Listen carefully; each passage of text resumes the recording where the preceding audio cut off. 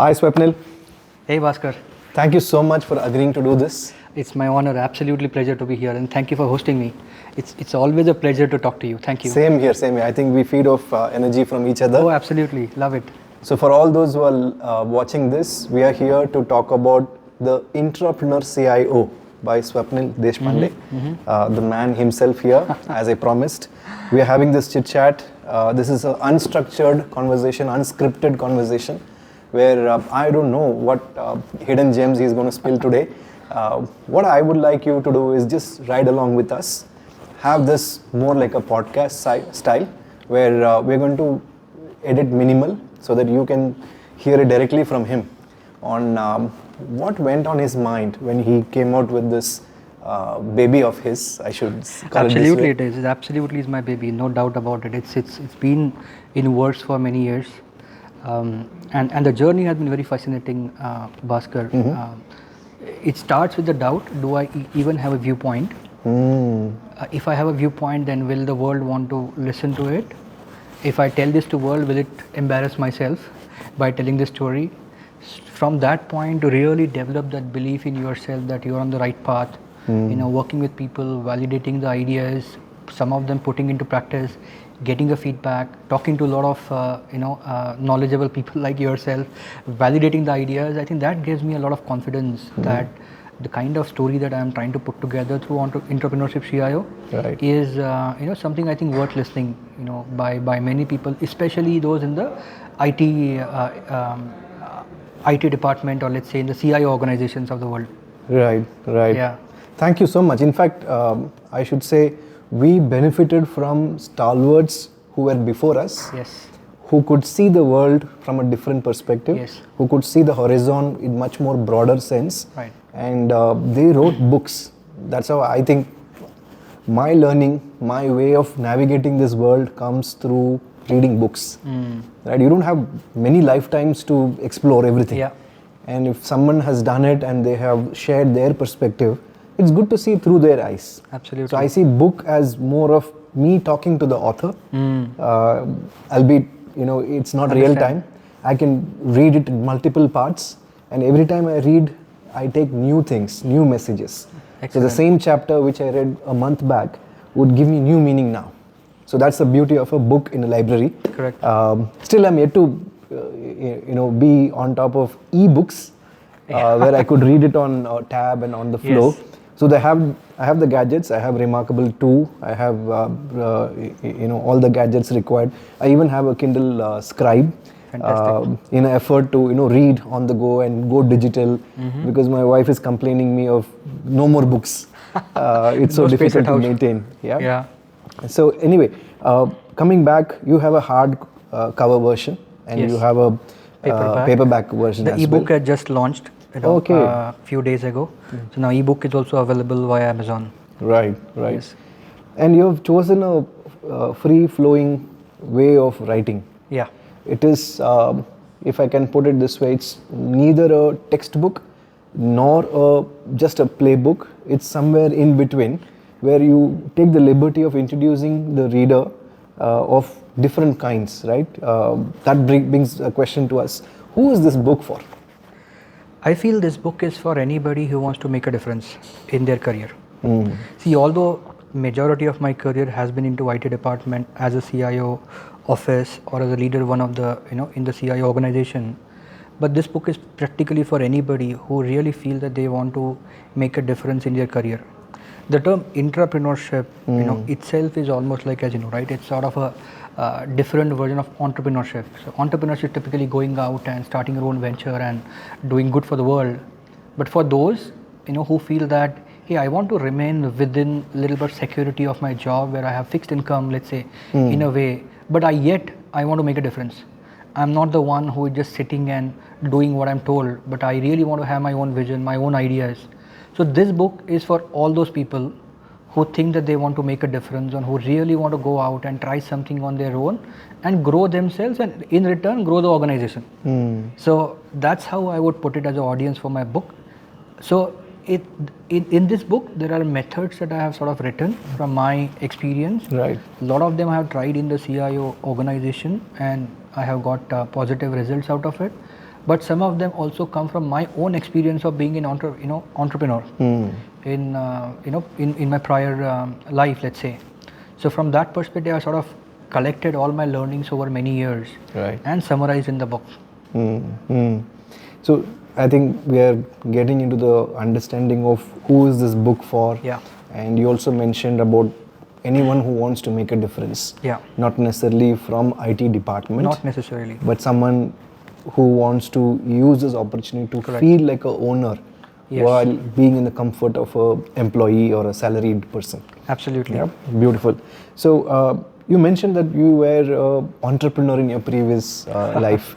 I would say struggling entrepreneur. Could you tell us more about that? Definitely. So back in I think 2011 to 2013, I tried my hand at starting a couple of companies. One company was with a few of my friends. It was almost a social venture. We sort of worked with universities to help students understand their skill development gaps and understand how they want to grow their career and sort of coach them, right? That helped us to an extent, but then we couldn't sustain the momentum, so we closed down that company. Second company was my own company called Solar. So Solar was a product development company come a talent management company. So one of the subjects I was very intrigued about and I learned or was introduced during my engineering was behavior psychology. So that was one of our subjects in my engineering college. I mean, you'll find it funny how a computer science engineer might study behavior psychology, but we did study, and that was very intriguing and interesting for me, because as I learned more about psychology and as I learned more about learning and connecting to people, I started realizing that in the end, if you are in the business of brains, which is IT industry, it's all about people. Right? Technology will come and go, it'll evolve, businesses will change, but at the end, it's all about people, trusting people, working with people, helping people, growing with them. So understanding humans, behind their face, and understanding, what motivates them to do certain things and what drives them was very interesting for me. So my second startup was building assessment products to help people understand, themselves, their teams, their leaders, and to an extent, also hiring people through that. So I introduced the competency-based hiring models and build products around that. So that was for a couple of years I did, and then I joined my previous company, ThoughtWorks, where I stayed for 10 years. All those 10 years I was part of IT department, working with a gentleman called David Wally. He's retired now, but he's somebody who I very highly regard and I look up to. He's written a foreword in this book. He did write. He was very kind enough to write a foreword for me in the book. So I learned a very a vast amount of knowledge, and I've learned working with him through the experience.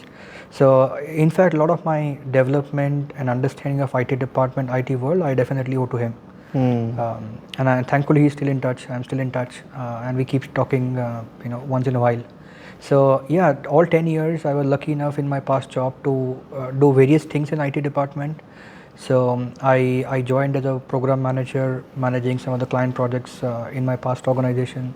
Then did for a few months and then became more of a head of workspaces. So that was responsible for overall IT, of an organization, infrastructure side of it. Set that up for last organization, ran it for a couple of years. Then I moved on to become head of innovation for the company, where I introduce incubation labs, rapid product development methodologies. Essentially, how do we start innovation thinking and make it mainstream? And I mentioned about that in my book called Innovate to Impact Framework that was generated or built there.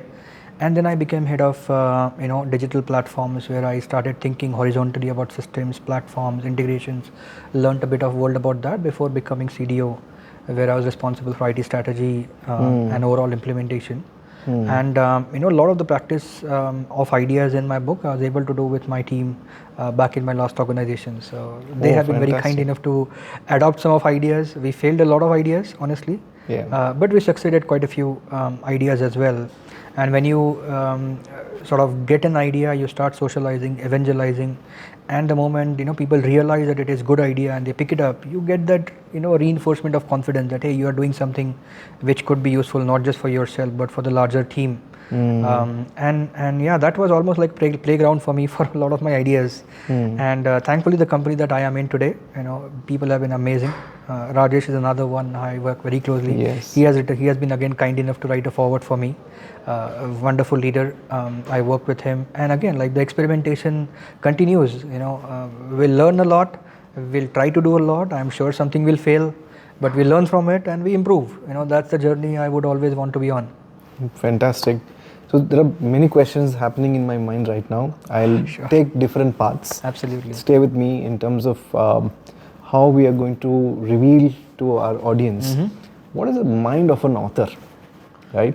So you have been a practitioner. You have seen with your own eyes, close quarters, how some concepts and theories can fall flat on the ground. Absolutely. Because people may not accept it. Absolutely. Or maybe the environment and timing is not right. I always felt that any entrepreneurial venture, timing is also important. Absolutely it is. You are 100% right. So in my case, we came up with a product which was way ahead of its time, and we couldn't realize our startup dreams, me and my partner. Very true. So we launched a coaching app way before pandemic. Okay. And perhaps I was just thinking maybe the timing was too early in the game, right? Yes. So coming back, so it's important that timing is important. Second, people acceptance of some of these frameworks.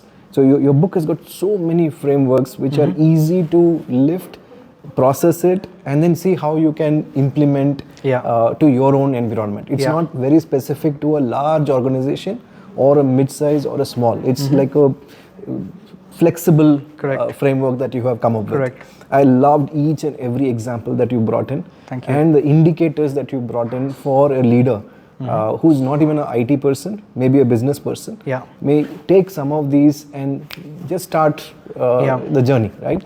Absolutely. So this entire thing came up from the last decade or decade and a half of your working closely with people. So take me through a couple of instances where you thought something will work this way, but experience taught you whole lot of different. It's a very funny story, in terms of why I felt I want to be an author. And it started when I was a child. Okay. One of the things my parents, and again both of them are into teaching field, always encouraged me is to do reading. Read and read and read a lot, because they always taught me that the more you read, the more mature worldview you can have for yourself. You'll be able to have opinions, you'll be able to shape things, in your mind. You will be able to make up your, thoughts and decisions better, with a much more informed knowledge, let's say. So I picked up reading. As a young child, I started reading novels. Of course, I was learning Marathi that time, so I would read everything in Marathi language, my mother tongue.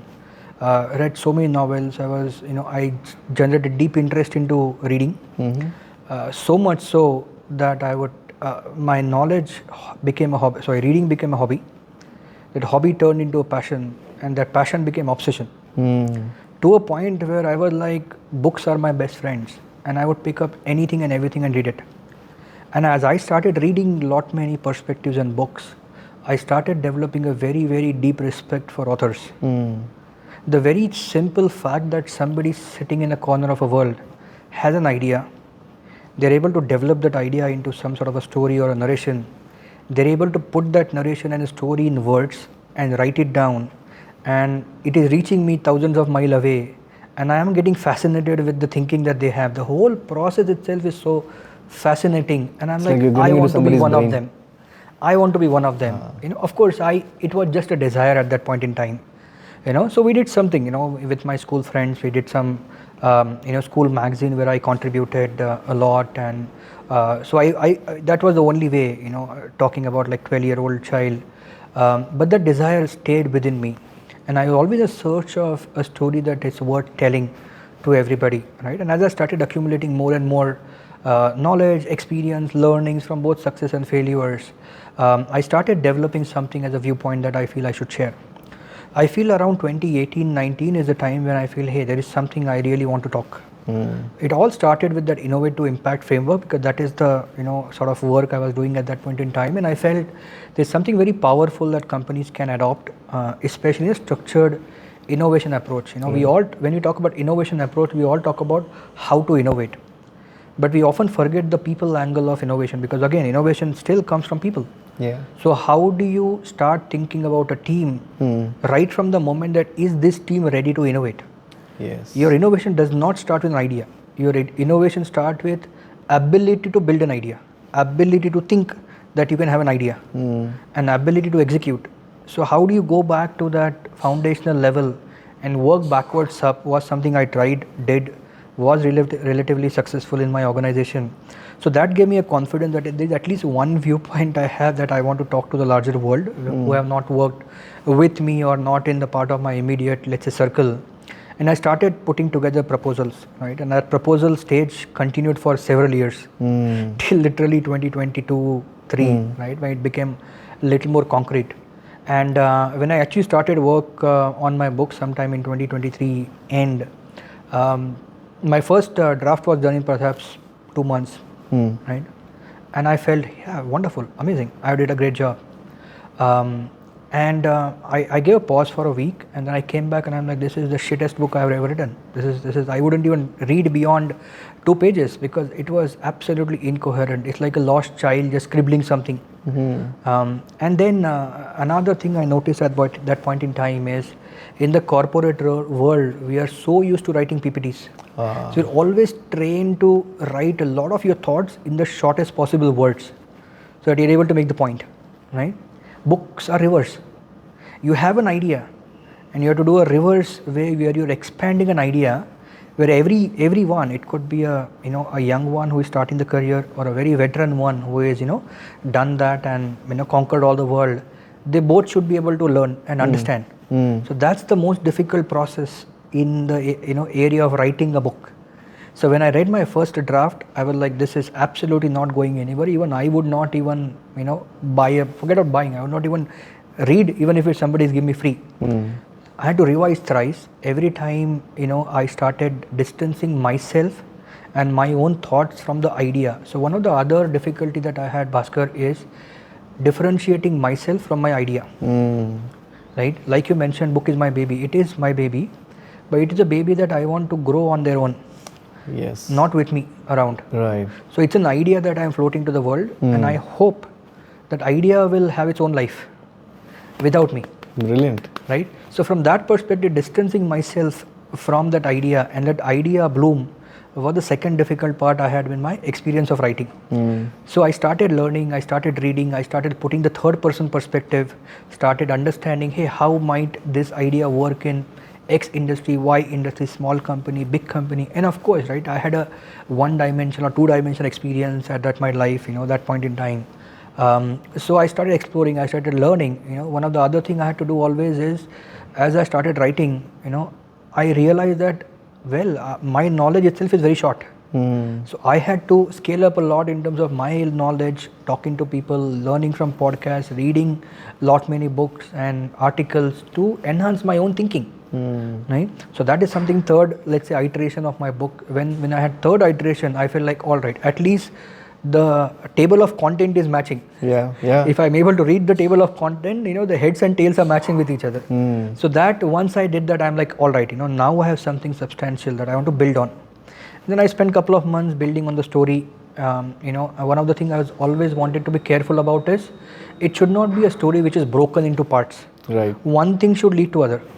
Right. So if you look at my book, it's broken into four parts. Right. So first is understanding your current world. Second is in the understanding of current world, defining your next, and then transform and then evolve. Right. And evolution sort of continues. That sort of a thought process I have taken in my book. And I love that. In fact, you made it as a living organism. I feel it so has to because be a continuous learning. These things are, I would say, not relevant to any technology or a business.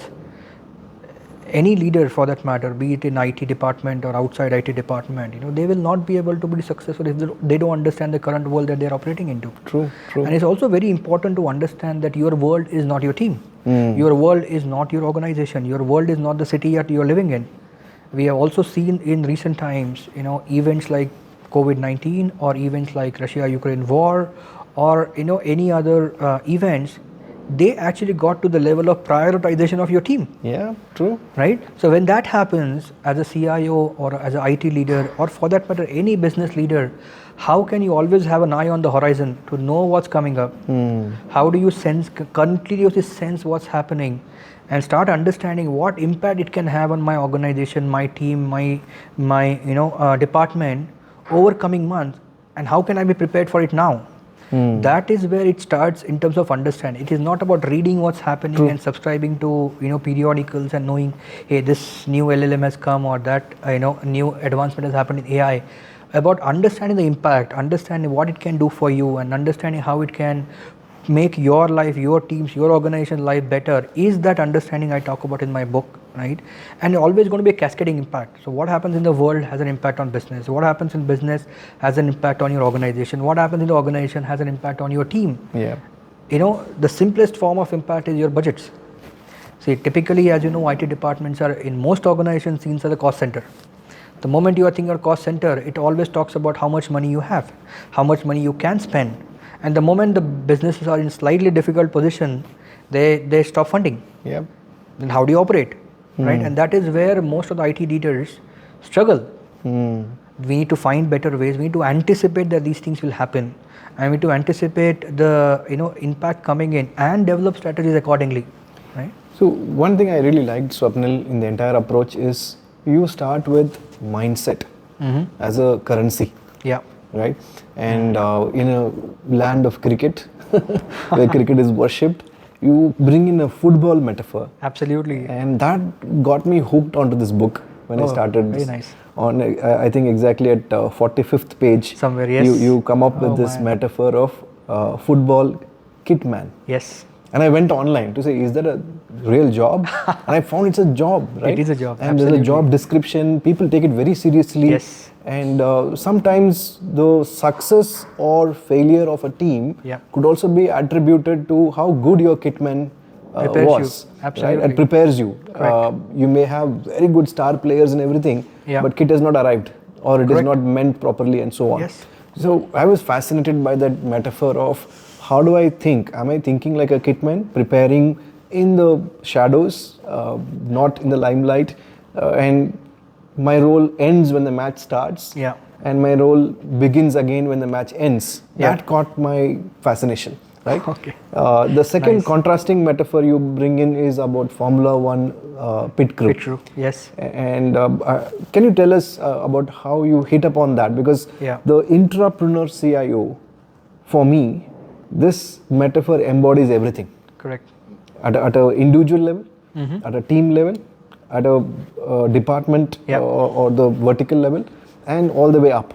Absolutely. As a culture coach, I always struggle with how do I bring in that culture of where owning things, taking accountability, taking the responsibility on to oneself, not saying, hey, I'm a silo, I'm expert in this area, I don't know what you're doing. Correct.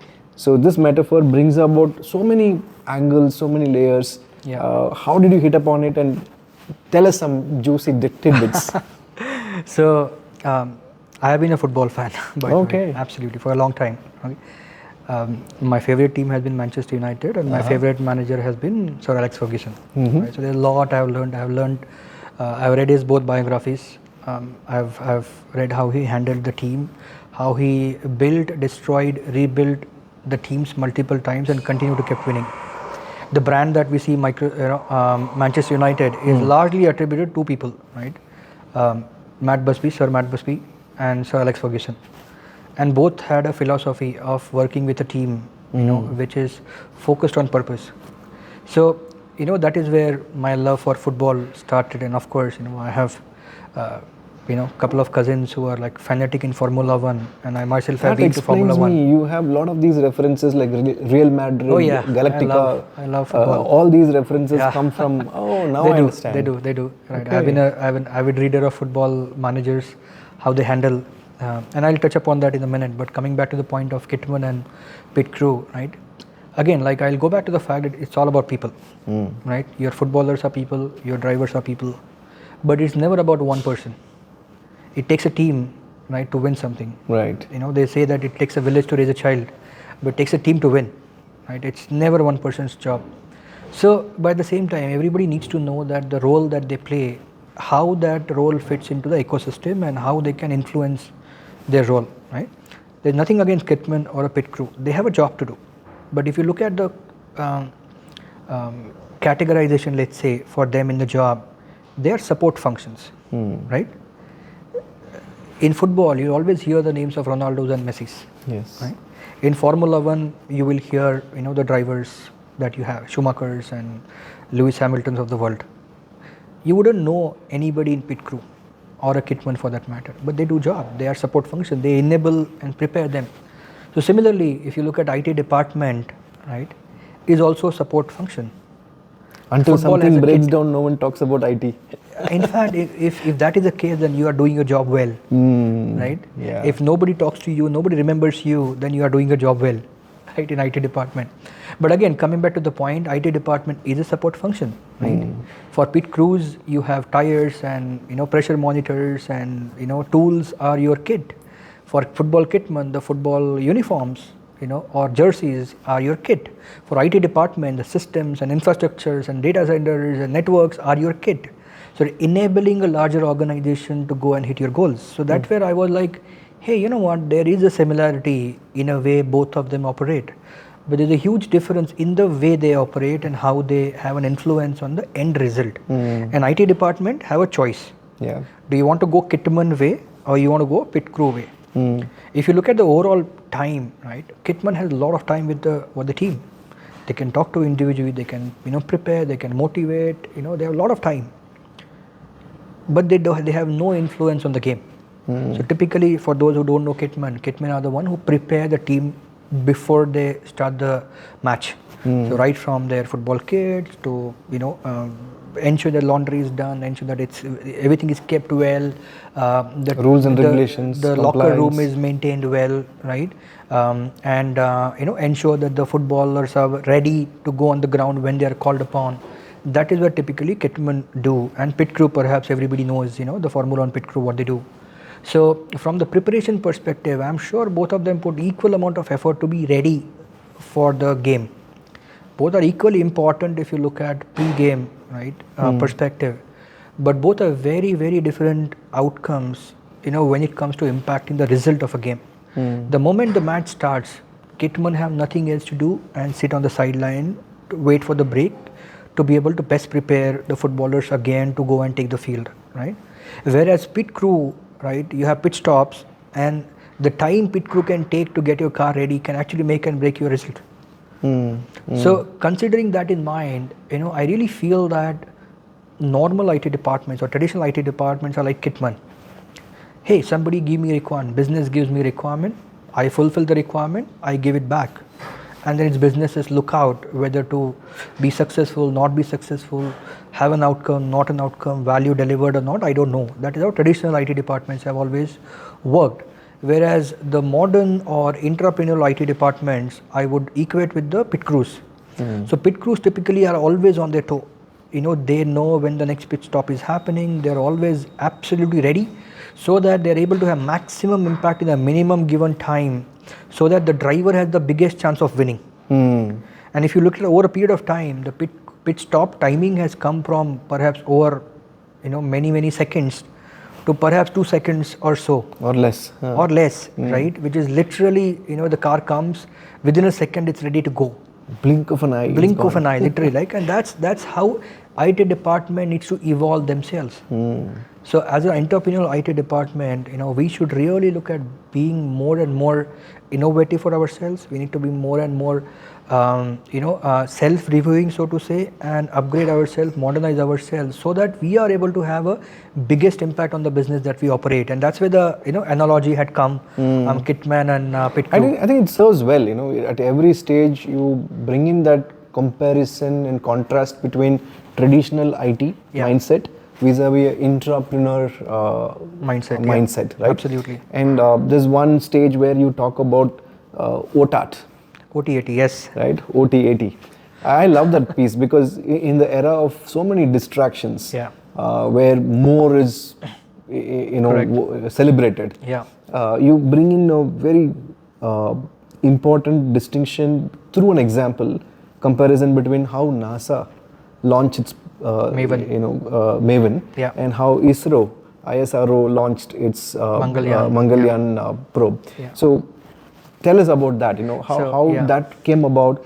Absolutely. A lot of details you brought in the book with technical aspects of how many days it took, what kind of energy requirements they had used, and over to you. Absolutely. So before I get to that example, let me just tell you an important differentiation between, let's say, working for a customer, external customer, versus working for an internal customer, right? So a lot of time, I'm sure in the conversations with CIOs, they always go and tell their team that, hey, we need to work like we work for our customers.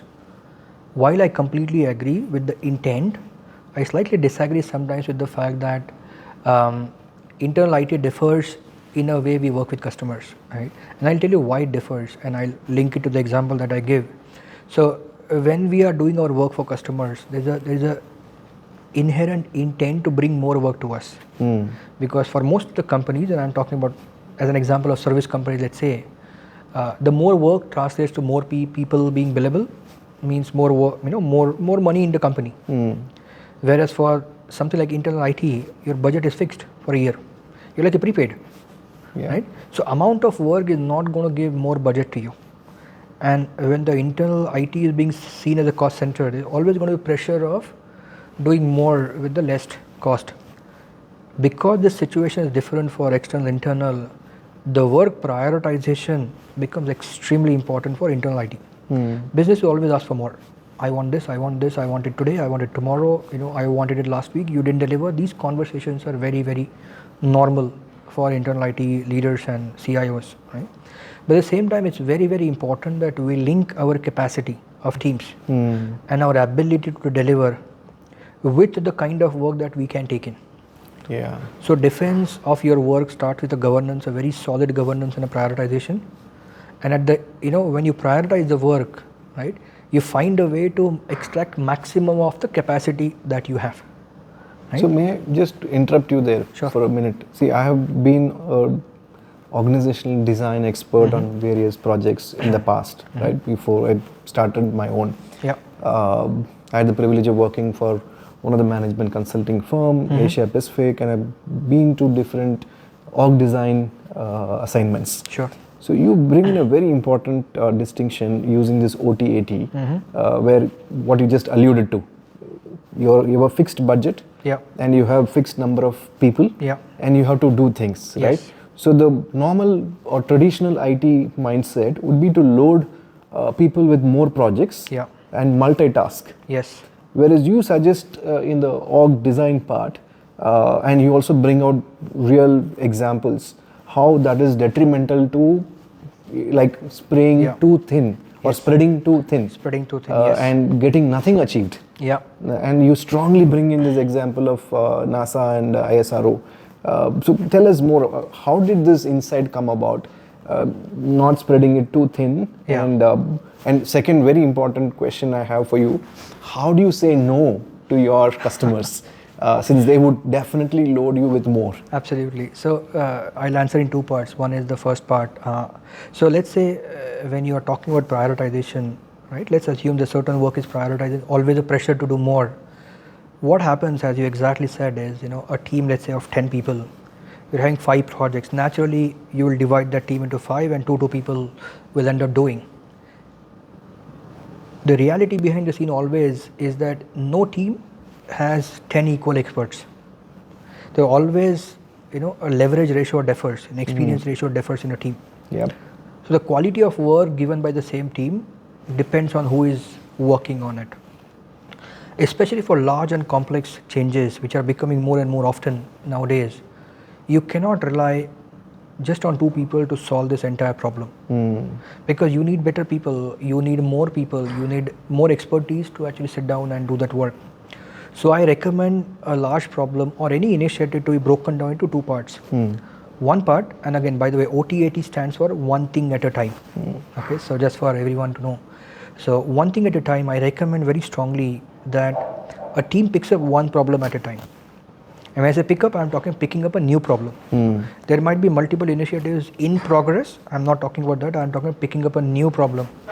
the moment you pick up new problem, I highly recommend entire team to come together and do a solutioning of a problem, because that brings everybody together. Let's say if you have 8 weeks sprint or a 4 week sprint, right? So let's say 8 week sprint, you dedicate to 1 week where entire team works on one problem, and you do a significant advancement of that problem, where you have trust that, hey, now that we have moved from abstract or ambiguity of a problem to a lot more clarity in terms of what is that we want to do, and it's a matter of now doing it. So moving from ambiguity to the clarity and to be able to doing it, right? That is where you can trust on a smaller part of the team to continue doing it, right? And that is where the differentiation of OT/AT comes in, right? So when I talk about OT/AT, it is about for a week, let's say, or for X number of days, entire team comes, solves the major problem, gets everybody on the same page, and then you break down again into your work streams and continue progressing. And that's where I draw the analogy between NASA's Maven and ISRO's Mangalyaan. Both had to reach Mars. Both had different missions, of course, both intent, but again, I'm making very, very simplistic comparison. There's only narrow window where Mars is closer to Earth. Correct. There's a very narrow window. It generally takes about 6 months for anybody to reach from Earth to Mars. And I'm not recollecting exact days, but it's a very 4 or 5 days. 460 days or something. Something like that. Not 460 days, but 230 or 213, something like that, right? So there was a, so Mars was Maven was multiple times bigger than ISRO's payload. And both of them taken a very different approach in how they cross Earth's gravitational field and continue the trajectory towards Mars. So if you break down their journey from launching from Earth to the point they break the Earth's gravitational field, and beyond that to Mars, right? You will realize that the journey that Maven had from beyond Earth's gravitational field and the Mangalyaan had, they had exactly almost very, very similar time they took. Yeah. But if you look at the time they taken to escape the Earth's gravitational field is very different. And that is where I thought, hey, what if we combine two approaches? Yeah. See, what Maven brought to the table was the most powerful engine that can do ton of things. What ISRO brought to the picture was most efficient way of achieving the purpose. Right. And being an IT department, you want to do a lot of heavy lifting on one side, but you don't want to be cost heavy on other side.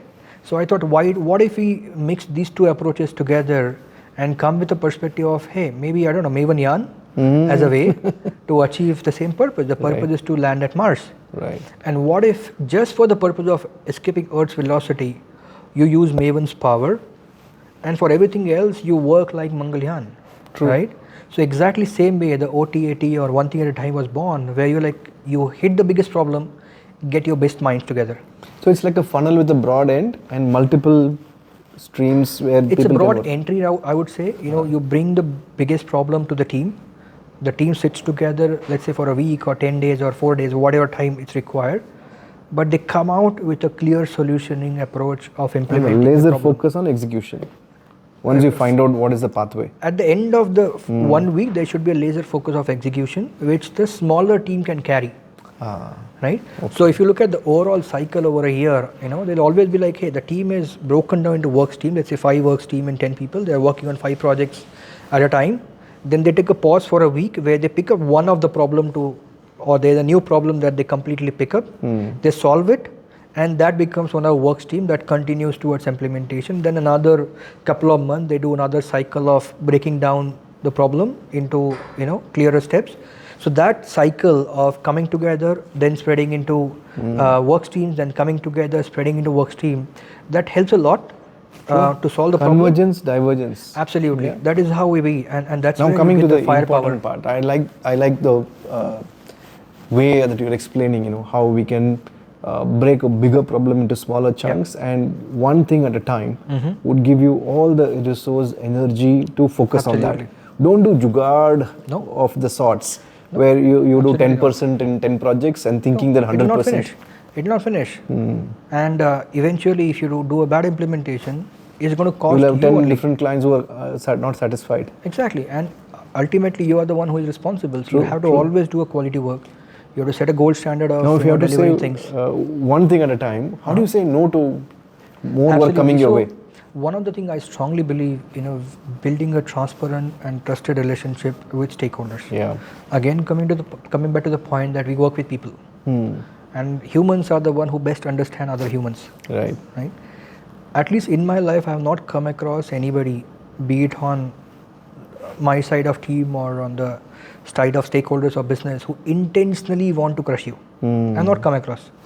There are reasons why people are aggressive. There are reasons why people want to get stuff done right now. There are reasons where people escalate, let's say, things, right? But if you're able to understand that, there's the first step of building a trusted relationship with your stakeholders. Right. So for that, I love to take a transparent approach where it's important that you share your pain points and you also share what you can do for them. So one of the approach that has worked for me in past is being able to talk based on the data. Let's say your team 10 team members. In a realistic capacity, you can take on 4 projects. Right. Let's say one is a project manager, one is a tech lead or whatever, and then you have 4 smaller work stream of 2 people each. Again, just as a random example, you cannot take more than 4. So a mature conversation with a stakeholder will always be, hey, here is what my team is doing. I'm absolutely open to pick up 5th one. But for me to pick up 5th one, either option is to add people in my team or stop something that we are not doing. Yeah. Or stop something that we are doing right now, or pick up something at the end of the cycle that is finishing. And you put all the data in front of them and help them make a decision. That approach has worked for me a lot. In fact, some of that we are trying in my current organization through process councils and building a very healthy and strong relation based on data. See, at the end of the day, we also have to realize as a CIO office is that the company is putting a lot of money on us. Yeah. So it's our responsibility and accountability to be able to go and tell where we are spending that money, what we are doing, and how we are utilizing the money that they have given us.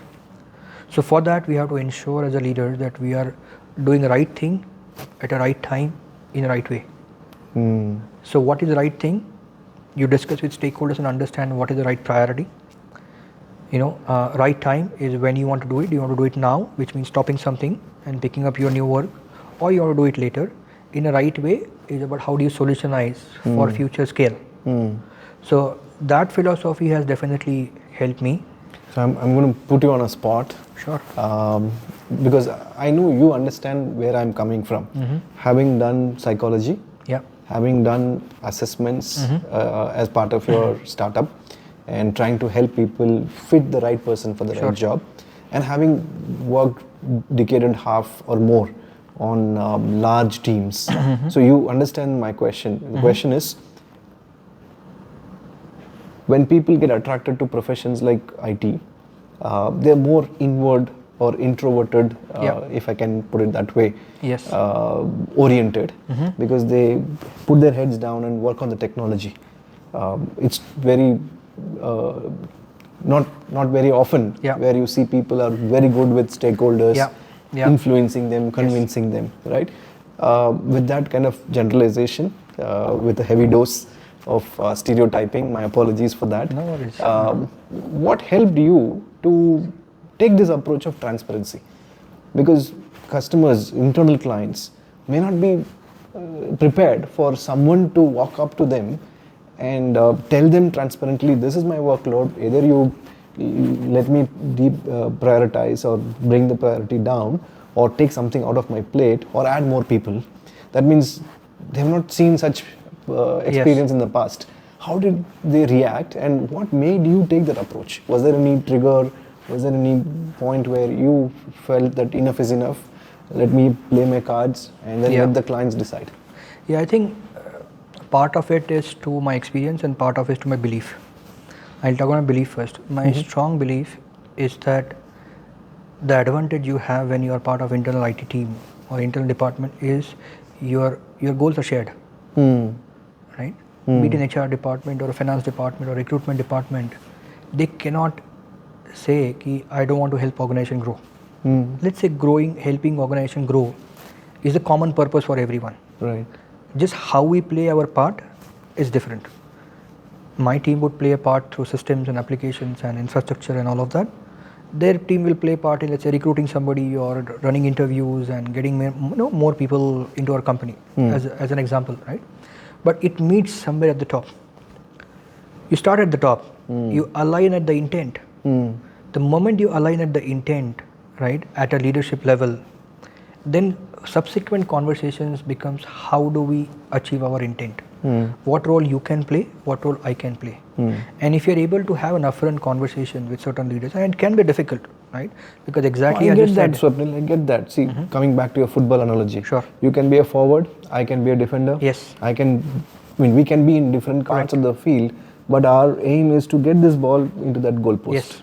Right? Yes. So I get that. Correct. But my question is, where did that courage come from? Where did that awareness come from? Where you thought it's a good idea to be transparent with the client and build that rapport. So they will help you decide, or it will be a co-creation. Yeah.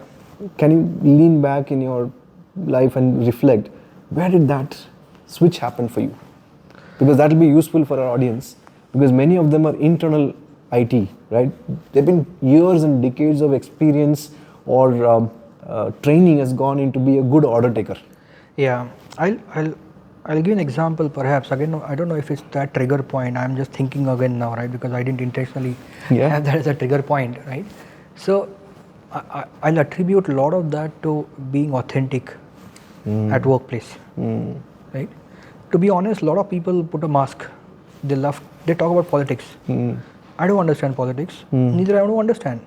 I'm here to help. It's okay. You can betray me. That's fine. I don't mind. That reflects on your character. Let's say, you know. Again, I didn't have anybody who betrayed me in a way, but I wanted to sleep peacefully, and for me to sleep peacefully, I wanted to be authentic myself wherever I go. That is how I have been since my childhood. Right now, more often than not, I keep an attitude of a learner and a student. And if you go to people with willingness to learn from them and take the best bit or ask for help, there are more people who are willing to help you than say, no, I won't help you. Right? If you go to the most difficult stakeholder and you ask for help, they will not say no. You stop yourself because you're afraid of consequences. If you're not afraid of consequences, or because hey, you are on the side of truth and you're prepared for the consequences. Perhaps. Maybe you're prepared for the consequences, or you have a deep intent that I want to make things right. You know, then it more often than that has worked. You need a courage. I wouldn't deny that. You need a courage of walking up to someone's cabin, knocking on the door, and say, I want to talk to you. Yes. Right. And it's about the Does confidence it come that through you have. position power or No, it doesn't. person power? It's person power. I wouldn't at all say it's a position power. Right? When did you realize that you had it in you? Oh well, it's funny incidents in my past. You know, when on my engineering college day one, when I had an admission, right? It was in REC Allahabad. Now it's NIT Prayagraj. My first second half, we had a workshop, and we had a professor who was supposed to be very, very strict. I had no clue who, you know.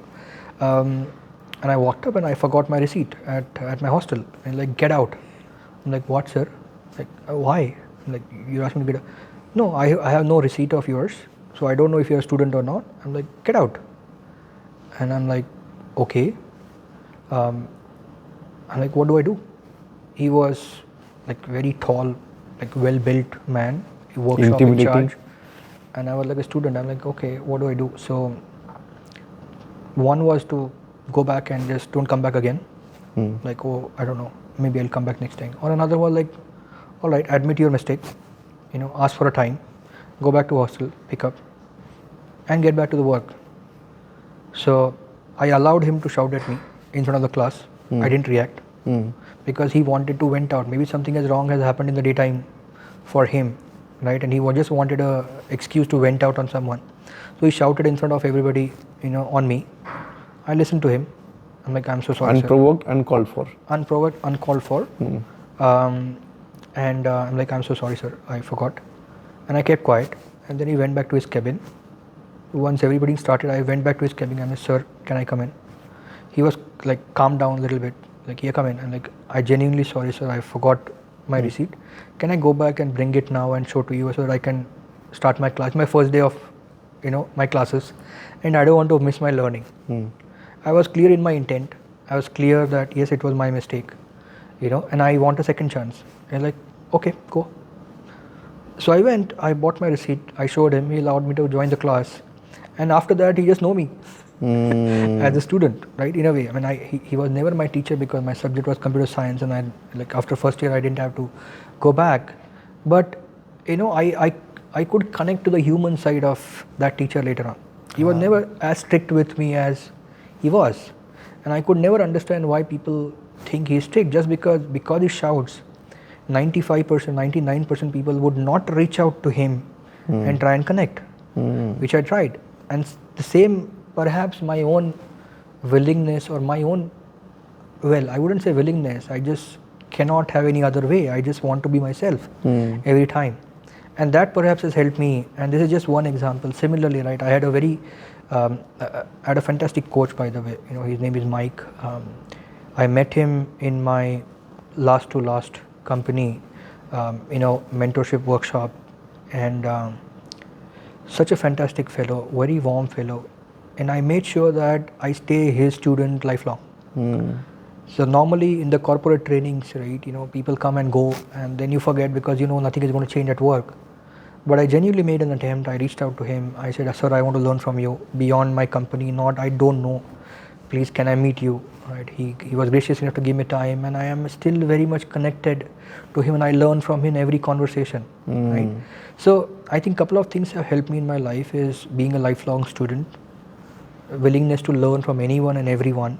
Doesn't matter what position you have, doesn't matter how old or young you are, and everywhere you be authentic yourself.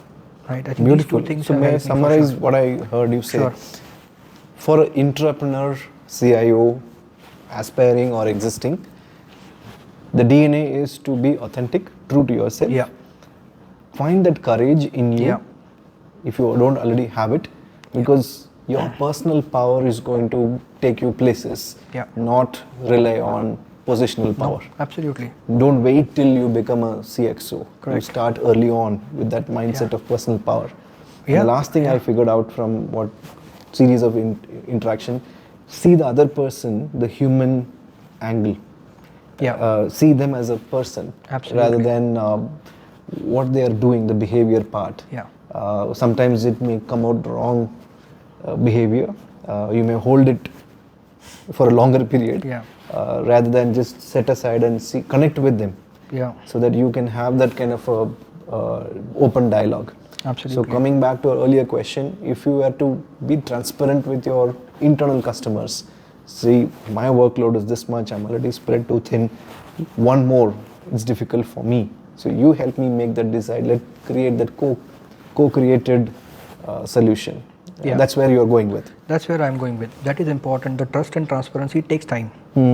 Right? Because, see, normally, if you're a child, your behavior is trust and then get betrayed sometimes. Right? That's how your child is. Naturally, children trust others a lot more. That's why we tell our kids, don't pick up chocolate from people who are strangers. We teach them. And because of these teachings in our own society, we start not trusting people first until we trust them. And you just become the child in you. Just keep the child in you. Trust people. Some will go along, some will not. Eventually, those who don't go along, you anyway maintain professional transactional relationship, which is part of your work. But there are more people who will go along with you than those who not. So I think you belong to a set of people who believe the trust bank account is already full. Yes. As long as you don't withdraw it too much too soon, why? I am willing to give you the benefit of trust. Where the other side of the spectrum would be with a zero balance account, you have to keep deposits for me to trust you more. Every encounter you put deposit, then I will start trusting you more. And honestly, right, if you're authentic everywhere, it just makes life very, very easy. Very easy. Because I don't have to remember what I spoke to person X versus person Y, so on and so forth. It's just easy. You just have a same story. True. just say one point. You are just yourself. Only when you're telling lies, you have to remember who did you lie. You don't need to. Yeah. You don't need to. Absolutely not. Beautiful. So one other thing which attracted my attention is that shift right framework. You have so many of them. I believe each one of these could be a coaching conversation with self and with the team members, right? Talking about how not to be reactive, instead choose being proactive with your clients. And you also talk about a lot of metaphors, examples from business life. So when you enumerated this shift right framework, what was running in your mind? Honestly, it's a very interesting thing. In the IT world, everybody has understood and learned shift left. Go back to the root and find root cause and fix it there. I started talking about shift right. It's a very funny story about how you started shift right. All these surveys you get, fill up the surveys, employee satisfaction survey, X survey, Y survey, and you have the scale, right? 0 to 10, right? Where is normally 0 is where? On the left hand side. Yes. Where is 10? On the right side. Very unlikely on the left hand side. Very likely right hand side. Lowest rating on left hand side. Highest rating right hand side. Right? On a lighter note, what will Middle East countries do? Would they have reversed it? I don't know. Honestly, very good question. I have no idea. I now I want to go and try. Go ahead. Please go ahead. Yeah. So so I'm like, all right, there's a pattern here. Right? You rate 8, or you rate 8.5, or you rate 9. What do you want to do next? Move from 8 to 8.5, 8.5 to 9, 9 to 9.5. What is it? You're shifting right. That's where the birth of shift right thinking happened. Shift right I was thinking is nothing but let's say another way of talking about you have to continuously improve every aspect. I thought you were connecting to the younger generation where they have swipe left and swipe right.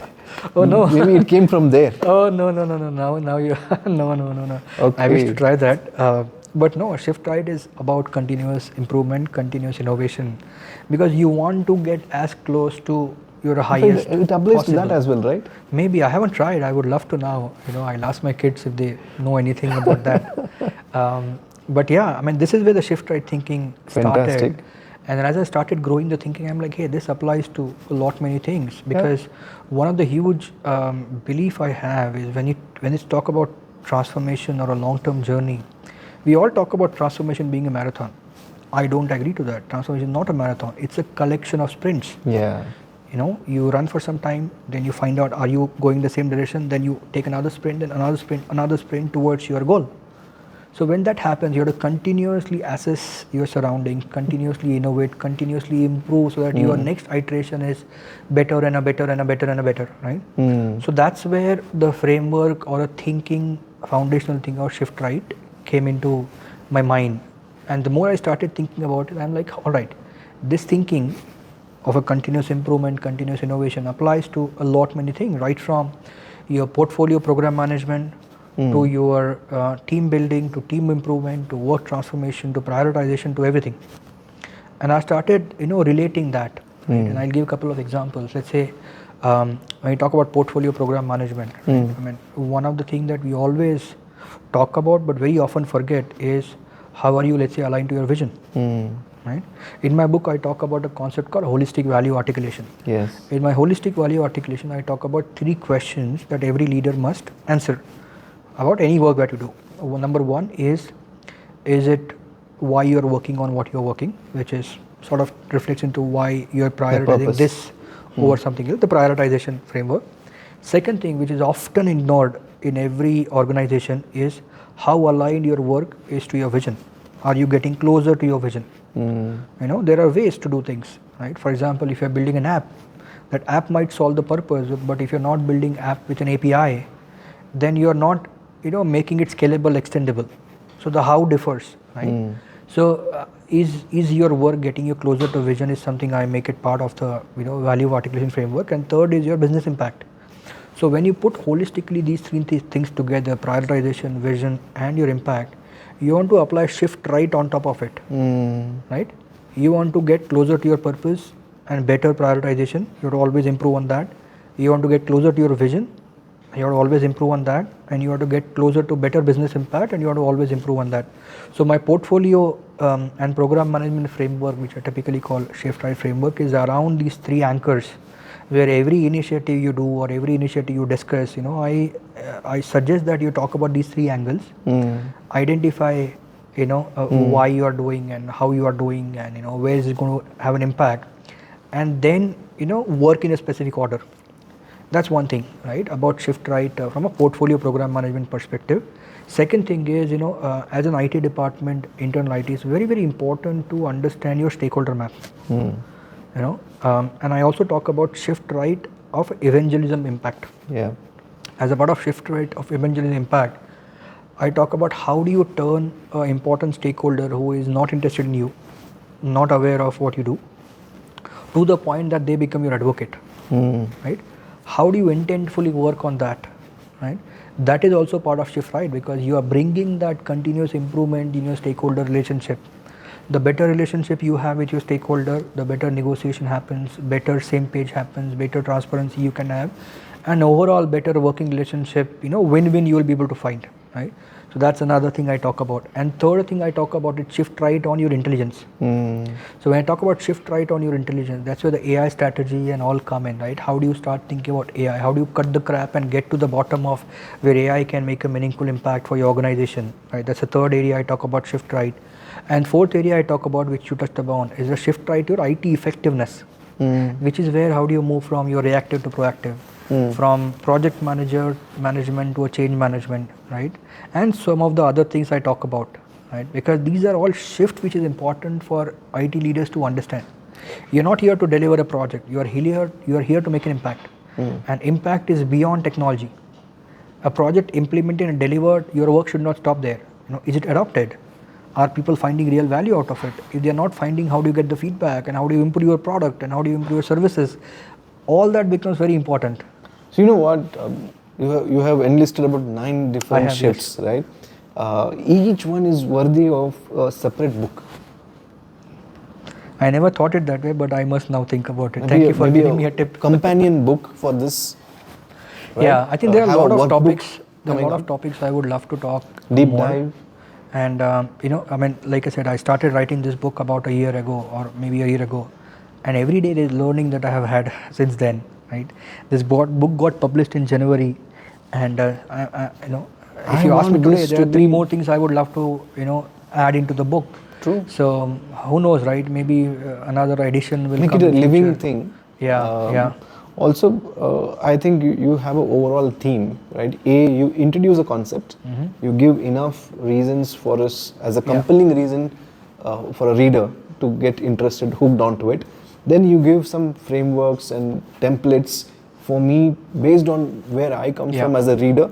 I could be a business owner, or I could be a business leader handling a different vertical, customer facing, where I have to deal with IT department.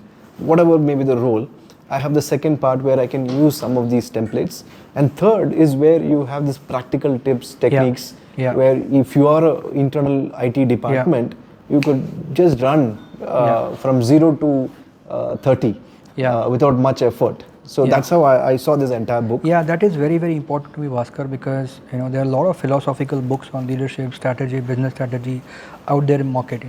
They didn't need +1 of my book in that category. What I really wanted to do is how we can be grounded, how it can be, with the reality of the teams that they have, how my advices can be grounded in the practicalities of the world, right? And how even be it a mid-level person or a higher level CIO, each of them has something that they can practically take and go back to their office and implement. So I think that has been really back of my mind, right from writing the first paragraph, if I say that way, and I think I have hopefully I've tried to put a lot more practical example of what people can do, right at the very high concept level, like you mentioned, to the level that hey, here is a template, this is what you can do tomorrow. Yep.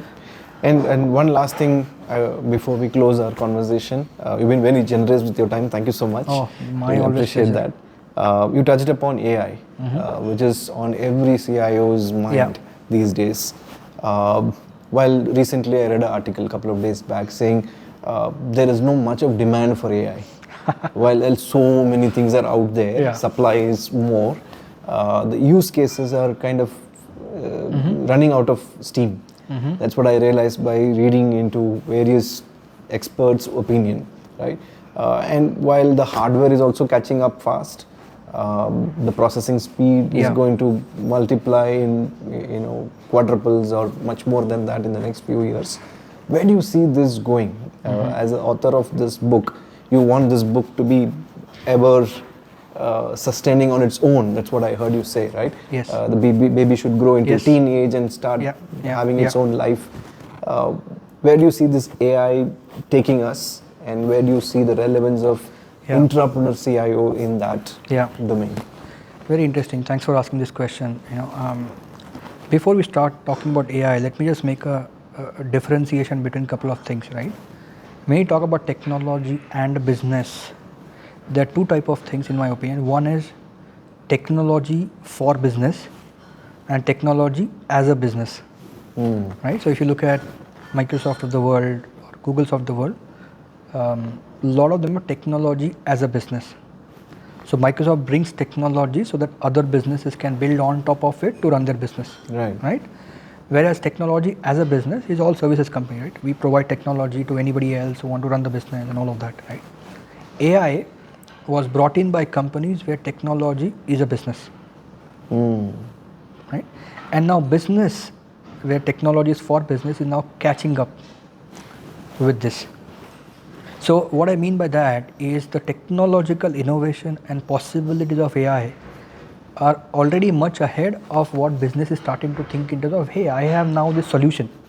Where do I apply this solution and what kind of problems I can find in my organization where I apply this solution? A lot of the conversation on AI, if you have seen relatively, has always been on technology front. New LLMs, new foundational models, new SLMs, and multimodal AI, RAG, all of those things have been the conversation. A very less conversation has been about what airline is doing for AI, what retail is bringing for AI, what banks are doing for AI, right? That is a differentiation I see in the market. Translating the technology to use case. Correct. Okay. So technology leaders are already ahead in terms of their thinking, hey, this is what AI can do, this is what AI can do. It's almost like a product having X number of features, but now the buyer is thinking, what feature do I need? So that is where we are, and I think I personally strongly believe in the potential of AI, and I have written down in my book, Ride the AI Wave, the complete chapter on it. I strongly believe we should ride the wave that we have on AI, but at the same time, the AI strategy has to be grounded in terms of what you are as a business. I strongly advocate, working around the key business processes. I talk about 5 business processes in my book, and as an organization, it's very important that you identify your key business processes. You identify, in a simplistic term, understand what AI can bring. Don't worry about LLMs, SLMs, and this and that. Start thinking about what AI can do. At a foundational level, AI can understand text, AI can generate text, AI can create images, AI can do X, Y, Z. There are a number of things AI can do. Summarize and give you context and go through n number of large amount of data to process. These are all foundational capabilities of AI. Now keep that as a list with you. On a simplistic term, go back to your business processes and find out what do you do. Just box by box and ask, can this box be replaced by AI? If this box be replaced by AI, what efficiency I can gain? What productivity I can improve, right? And that is where you'll start understanding the real potential of what AI can do for the organization, right? Typically what happens is, hey, many companies are talking about, I want to implement AI. And then they scramble around the surface or scratch around the surface to say, I have implemented AI. But that is where, the difference of thinking needs to be in, where leaders need to think strategically about AI. They have to uncover many more peels of their business process to go back to the core of how do I do a transformative change in my business process using AI. At a business process, sub-process, task level, can I eliminate certain tasks using AI? Can I significantly bring efficiency into certain things with AI? Can I significantly improve productivity with AI, right? Those are the questions one need to ask, and the answers you get is where the real business value will lie. I believe the world will come to a place where it's going to be 2 things, either productivity enhancements or efficiency improvement. Productivity is, doing more in the given time, more output or more outcome. Efficiency is like taking less time, do the same task, right? And eventually that is what the business world will dictate. I don't want to talk about what will happen to people, jobs and all. I do not know about it. I don't know what future. There are many people who are wiser than me talking about it. But I'm wanting to see how the world uncovers, right? Yeah. So there are two people will sustain, in my opinion. One is who understand AI as a technology, and second who are smart enough to know how to use AI in improving the business. These two people will sustain. And the idea is you need to be one of them. You need to be one of them. Absolutely. Otherwise, you'll be left out. You'll be left out. Very Sometime back, I read this quotation which I really resonate with. We are not losing jobs to AI. We are losing to those who know how to use AI. I don't know. I don't know. I mean, it is true right now. Will it be true in 6 months' When time? the dust 1 year's settles time? I don't down, know. we'll see. I Right? don't know. Yeah. I don't know. So on the closing note, you draw inspiration from Jeff Bezos. What is not changing, right? Yes. And you talk about this NCBI. Yes. So what has been your NCBI journey? And can you tell us, our viewers, how it has really helped you in clearing the clutter, if I may say? Absolutely. So NCBI stands for non-changing business indicator, by the way, right? So what Bhaskar mentioned about Jeff Bezos is Jeff Bezos in his public conversation talked about how Amazon business is around 3 things that don't change over a period, because as we know we are in an evolving world, right? Markets are evolving, technology is evolving even faster. Every 6 months, every 6 weeks, every 6 days nowadays, something new has come up. So one choice is just run behind things that keep changing every day, and then your strategies around new and fascinating things. Or second is go back to that foundational stuff and think about, as a business model, what are the things that are not changing at a purpose or a core level, and be flexible on how do you do certain things. So Jeff Bezos, for example, for Amazon talks about 3 things that will never change. One is, as an Amazon.com or Amazon retail, their customers will always want cheaper prices. It will never change. Nowhere it will come saying that, hey, I'm willing to give $100 more. No customer will say that. You always want cheaper prices. Your customers will always want variety of products or choice of products. You will never say that I only want one product and one choice. Never happen. And third is your shipping time, your cost of faster shipping, right? We have now moved to the world of quick commerce. Everybody's starting to get there. So you always want faster shipping. 19 minutes. 7 minutes, 5 minutes, whatever, right? So these 3 things are very, very fundamental to the business model of Amazon. And every technological innovation that they are doing, if you are able to realize, you could relate to one or more of them. Now the same thing applies to IT industry as well, right? Or rather any industry. There are certain things will never change. For example, for airline, passenger safety is very important. It will never ever change. Nobody will ever come back that I am willing to compromise with passenger safety for the cost of for something else. It will never happen, right? On-time departure of flights and lower maintenance costs, it will never change for them. Same for IT industry, right? Being able to deliver a customer value, it will never change. Being able to improve your employee experience, it will never change. Being able to improve your client or candidate experience, it will never change. Running a compliant business will never change. Being a profitable will never change. Never ever change. So how can you bring your experimentation, innovation, AI, automation, strategies to ensure that you are meeting these non-changing business indicators, is how I would strongly recommend leaders to think. Because then the purpose is something even aligned with business stakeholders. Say, I can help you recruit faster. Yeah. Or I can help you process n number of resumes in a shorter time, whatever, right? That conversation becomes very interesting and easy. And that is where if I can see the IT leaders and CEOs are able to align their strategies, that is likely to resonate far better than I want to implement AI and I want to now run behind automation and I want to, buy new networking equipment, so on and so forth. So a lot of distractions, cut that. Cut that crap, focus on purpose, be flexible about what is that you are, what tools you are using or how you are solutioning or implementing. As long as you are getting closer to your NCBI, right? That is where, things like, and again from NCBI, there are certain things that you want to improve and there are certain things that you want to minimize, right? And you just go accordingly. Beautiful. Thank you, Swapnil. Thank you so much. I think you have all the ingredients of a blockbuster in this book. It talks about you. who you are is going to make a huge difference in this journey. So your mindset is the starting point. Then it also talks about the customers, the other who, where you are providing value, the framework on value. Then you talk about focus on one thing at a time, and be it non-changing business indicator. And you have lots of these frameworks, tools, templates for a person who is aspiring to get there to the CIO role. And also for someone who's already there, this is a reference book. So thank you so much for a wonderful first maiden attempt, right? And I'm sure there are many more books in you which are yet to come. And there are many more workbooks that could come out of this contribution that you made.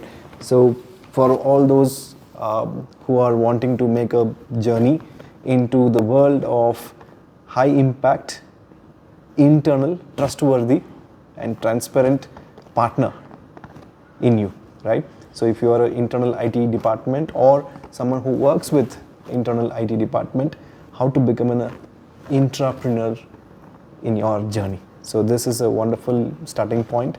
Thank you, Swapnil, for your time. Really appreciate you giving your valuable insights. And I could get a glimpse of who behind the author by sharing your childhood experiences, your younger days and your early days of corporate and your startup journey as well. It gives me a picture of who you are becoming, and wish you many more success ahead. And until we meet again, thank you so much. Thank you so much, Bhaskar. It's always a pleasure to talk to you, and it's been an honor being on this podcast. Thank you so much. Thank you so much for your time. Love it. Thank you. Any last parting comments for the audience?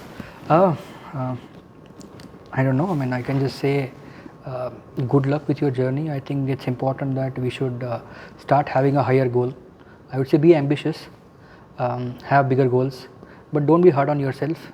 Give yourself enough time. We normally have more time on your hands than we think we have. So don't be hard on yourself. Have fun, keep learning, and keep inspiring others. That's what I would say. Beautiful. And keep connecting with the human side of stakeholders. Yeah. Yes. Good. Thank you. Thank you so much. Thank you.